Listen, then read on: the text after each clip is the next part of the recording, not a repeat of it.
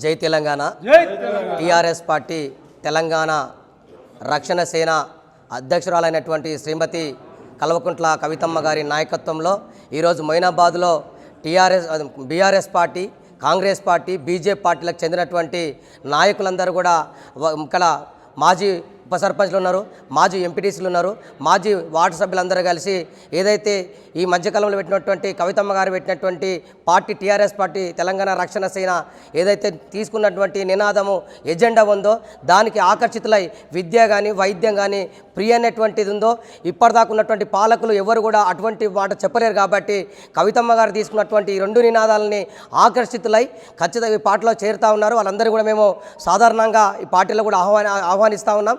భవిష్యత్తులో కూడా రానున్నటువంటి జెడ్పీటీసీ, ఎంపీటీసీ ఎలక్షన్లో కూడా టీఆర్ఎస్ జెండా ఖచ్చితంగా మొయినాబాద్ పైన గడ్డపైన ఎగిరేస్తామని చెప్పి మేము హామీ ఇస్తూ ఉన్నాం.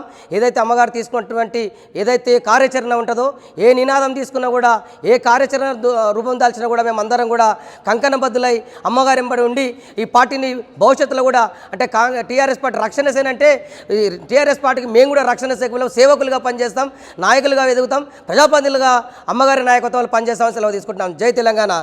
కవితమ్మ గారి నాయకత్వం.